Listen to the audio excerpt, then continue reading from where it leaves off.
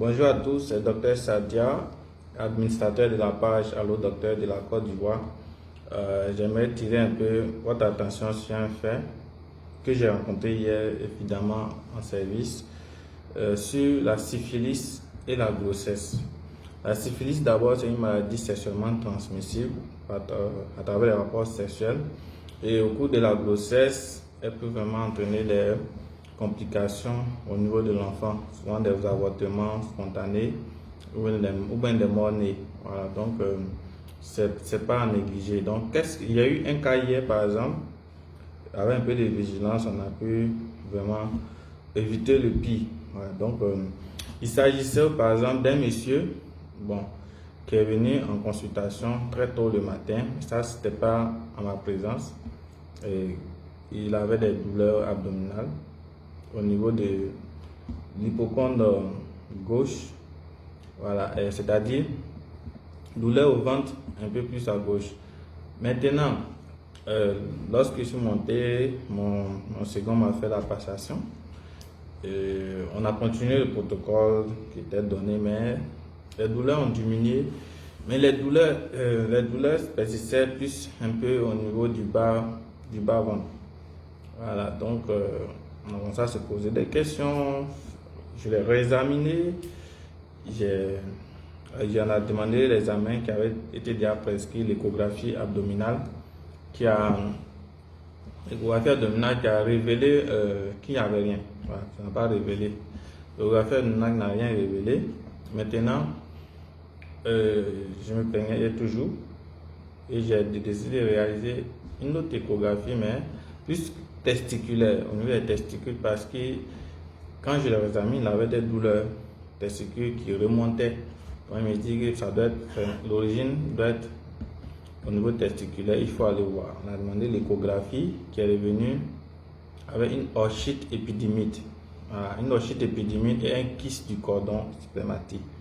Une otite épidémique, c'est une inflammation au niveau du testicule. Une inflammation qui peut être due à beaucoup de choses, mais en particulier, c'est beaucoup dû à des infections sexuellement transmissibles. Les infections sexuelles, soit les gonorrhées, les chlamydia et même la syphilis.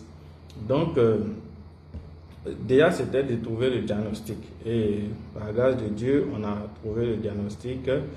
Et ce qui m'a prêté attention, c'est que pendant que j'étais en service, une dame est venue, elle avait des sensations de froid et elle grelottait. On l'a mis sur le lit, on a essayé de la réchauffer et elle est enceinte. Voilà, elle est enceinte de quelques semaines. Maintenant, on m'a fait savoir que c'est la dame du monsieur en question que je suis en train de prendre en charge depuis ma montée de service, que c'est sa femme. Donc, on les a mis dans la même chambre, ils étaient tranquilles. Et elle, j'ai pensé, dès qu'elle a montré l'examen, l'interrogatoire, j'ai pensé à un paludisme. On a fait le bilan, qu'elle vient faire du paludisme. Pendant ce temps, il faisait aussi les recherches au niveau de son mari. Et le bilan est venu, paludisme. On va la libérer sous une ordonnance, tranquille. Mais ils doivent sortir ensemble. Voilà. Elle, s'ils n'étaient pas venus ensemble, elle, je l'aurais libérée. Mais, puisqu'ils sont venus ensemble, et plutôt, puisqu'ils se sont retrouvés dans l'hôpital, donc ils doivent partir ensemble. Voilà. S'ils n'étaient pas venus ensemble, elle, je l'aurais libérée. Lui, il était en train de chercher la cause de cette infection du testicule-là. Je cherchais sa cause. En réfléchissant, j'ai demandé des bilans de la sérologie, par exemple syphilis, hépatite B, plein d'autres examens par rapport aux infections sexuellement transmissibles. Et le test à syphilis est revenu positif. Donc, le monsieur a contracté une syphilis lors d'un rapport non protégé.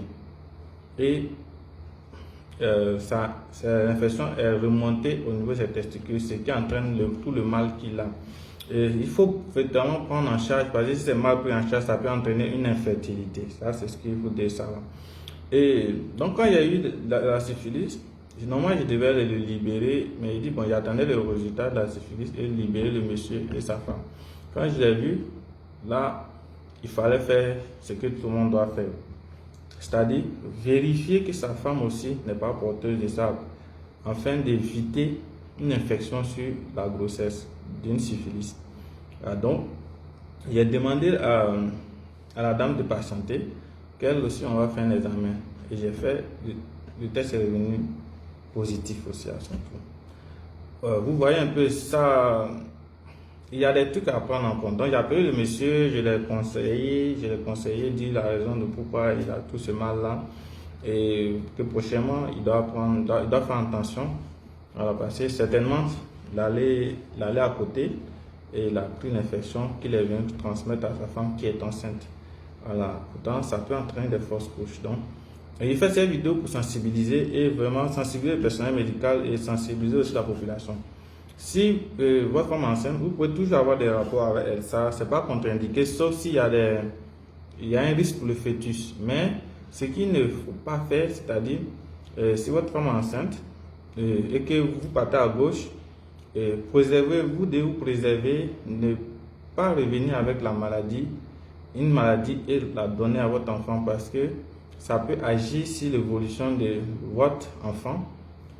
Allez prendre une maladie, venir donner ça à votre femme, ça va agir sur l'évolution de votre enfant, entraîner des fausses couches.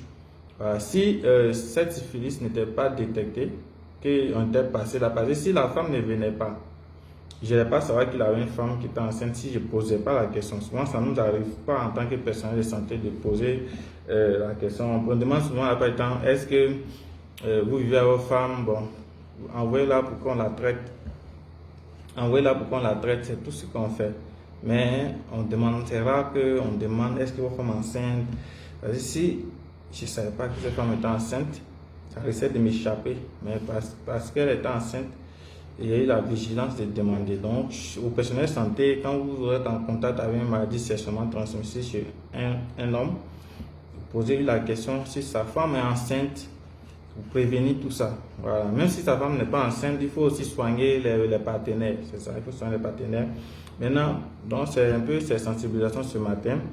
Et tout ça aussi a été permis par l'équipement du centre où je suis. Et on a pu faire l'échographie, faire le diagnostic, on a pu faire le bilan qui ont pu permettre de chercher la cause et de retrouver la cause aussi. Donc, il faut, quand vous avez des centres équipés, ça facilite le travail et ça permet aussi d'être efficace. Donc, d'équiper les centres. Et, la population doit être vigilante, surtout les hommes.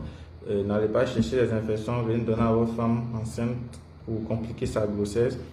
Et aussi au personnel soignant, ne cherchez pas que les diagnostics, il faut aussi souvent chercher la cause et vous pouvez vraiment sauver plus d'une vie. Voilà. En plus de soigner votre patient, vous pouvez soigner quelqu'un derrière. Voilà. Donc c'était ça et surtout pour une prochaine vidéo.